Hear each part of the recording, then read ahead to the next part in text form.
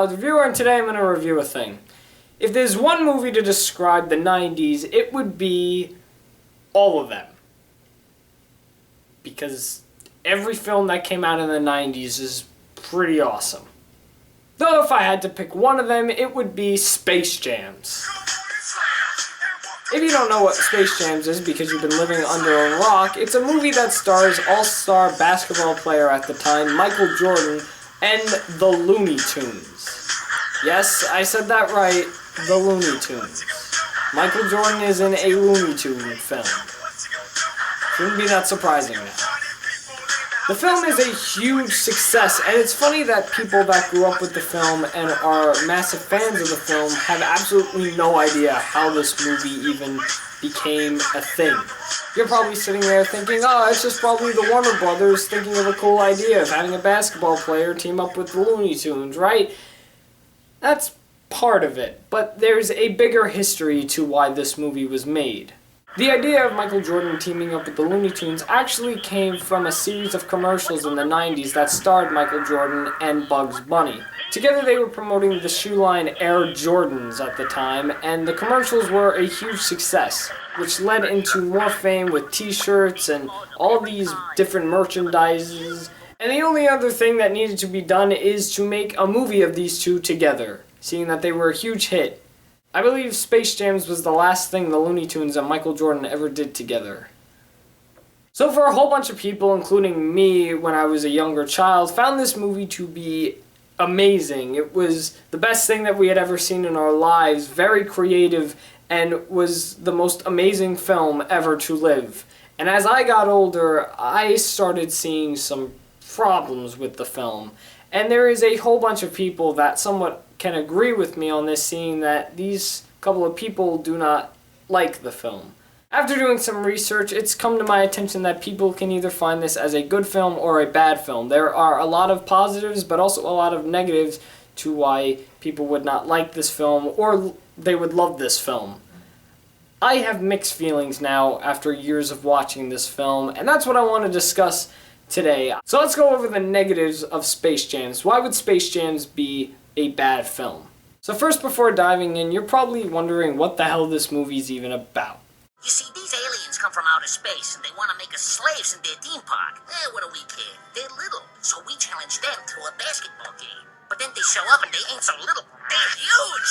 We need to beat these guys, because they're talking about slavery. They're gonna make us do stand-up comedy, the same jokes every night for all eternity. We're gonna be locked up like wild animals and then trotted out to perform for a bunch of lowbrow, bug-eyed, fat-headed, humor-challenged aliens. What I'm trying to say is, we need your help! So again, I've watched this film multiple times. I've been watching it ever since I was 6 years old. Almost every year I watch it. And as I've gotten older, I've realized some things weren't right. Like the Looney Tunes in this film. They aren't exactly... what's the word? No, not that. No. Kindness, you understand? Kindness. Oh, they're adorable. Oh yeah, loony. They're not as loony as they are in the cartoons. So that's one problem with it. You know who else isn't loony? Michael Jordan. He's not as funny as he should be in a comedy film. In fact, Michael Jordan's actually pretty bland. At some points of the movie, he's just found very boring and just fed up with everything. You know who else is pretty boring in this film? Almost like every other human, especially the basketball players they got in this film. I want to say there is a huge difference between athletes who play sports and actors. Remember that. There is a big difference. If you merge the two, it could be very dangerous because these players do not know how to act at all. And for the actors that are in this film, they just seem very bland and boring. Michael Jordan's family is just... why? Also, there are a few things that bug me about this film. The first thing is that I feel like they're trying to tell so many different stories in this film, yet they're only focusing on their big story. It's like if you have a group of your friends around you and you are talking to all of them, but you are only focusing on one friend, and that's the friend that's in front of you. You have a friend right here talking to you, and a friend right here, and right here, and here, and once in a while you'll look at each friend and hear them out, but really you're focusing on the one in front of you. That is what I feel like this film is doing. So you have the big plot with Michael Jordan and the Looney Tunes facing off the aliens, and then you also had this little subplot with Bill Murray. Yes, Bill Murray is in this movie. You have Bill Murray wanting to be a basketball player, which is only talked about in like 4 scenes, which are really all of his scenes. I feel like that's a separate part of the film.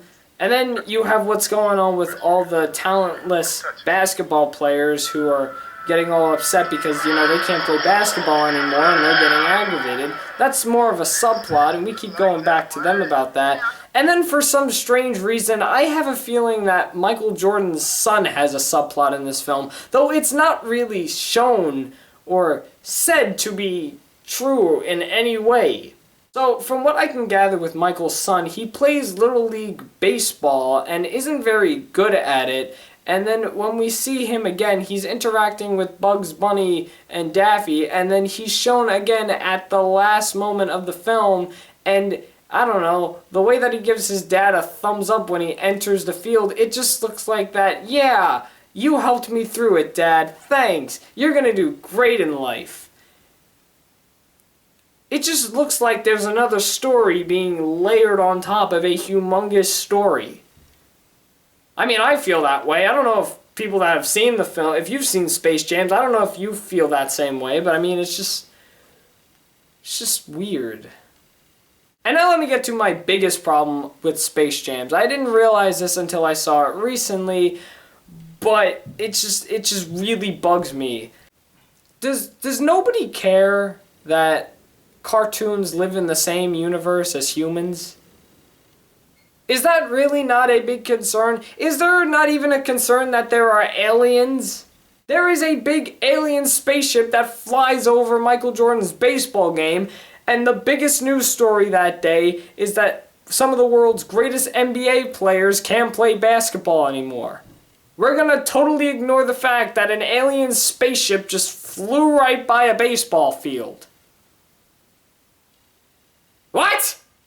But going back to the Looney Tunes side, I mean, like, they do somewhat exist in the same universe as we do. They live underneath the ground for some reason. They don't live in another dimension. They don't live in an alternate universe. They live under the surface of Earth.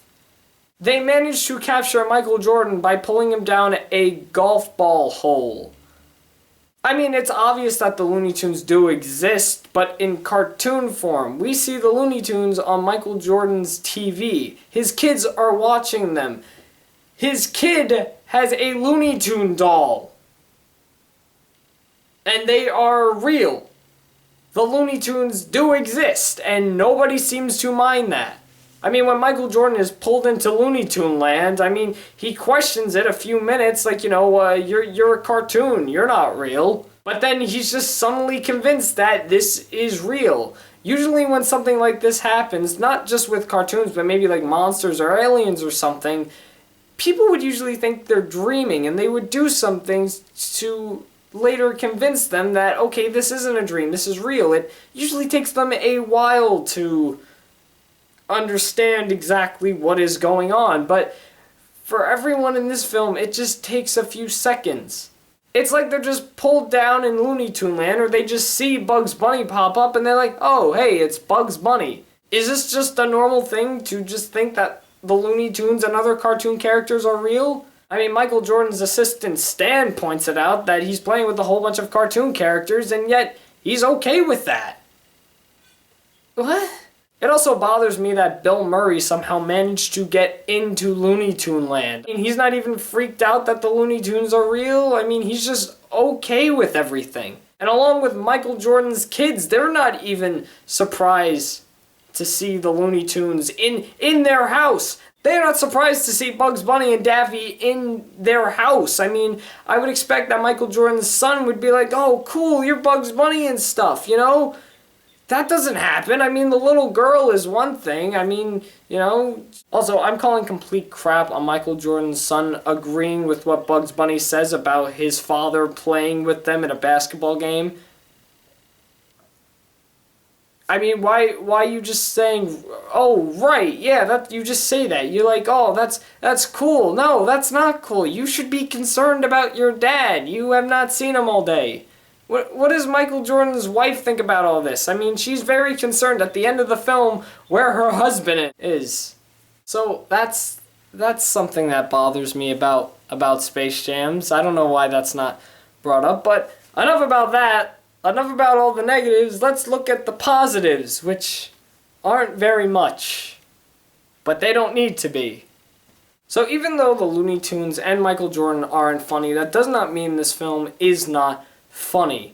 The Looney Tunes can be a bit more loony, and Michael Jordan can definitely be a lot more funnier than he is in this film, but this film does have a lot of funny moments. You don't need the characters to be funny in general, but if you do funny things with the characters, or maybe just do funny things in the background, like what this film kind of does, it can definitely get a laugh out of people. So I can't argue that this film is not funny. It's definitely a film that will get a whole bunch of people laughing. One of my favorite parts is where the gypsy lady is with all the basketball players, trying to figure out exactly why they don't have basketball talent anymore, and she's actually saying the whole entire plot of the film, and all the basketball players just find her insane. They think she is crazy, so they just leave. That is funny, because they are the only ones in this film, ironically, that find this whole thing weird. It's like all these NBA basketball players know that the Looney Tunes are cartoons. I'm pretty sure if they were put in this situation, they'd be what? They'd be like all confused, like Michael Jordan and everyone else is supposed to be in this film. And though this is the last thing that I have to say that is good about Space Jams, it's a big positive. It's a big thing that makes me like Space Jams, and that's just that it's a creative idea. It's just a really creative, entertaining story that I don't think has ever been created. We've seen cartoon characters interact with live-action people in Mary Poppins and Who's Framed Roger Rabbit, but Space Jams is one of those films that can be in a line with those types of films. That it's just that Space Jams is just so creative when it comes to telling this kind of story. Who would have thought that a film with the Looney Tunes and Michael Jordan would be such a big hit? If I heard that idea, I probably wouldn't believe that it was pretty good. And coming from two different worlds, one with comedy and one with basketball, I would have never thought it worked, but it did, and it's a pretty entertaining and creative story. The idea is 100% genius, and it's what most people find most interesting about the whole movie altogether. It doesn't matter that some of the acting's bad and that there's really not much comedy that there should be. It's just that the idea together is so amazing that it just distracts everybody from that.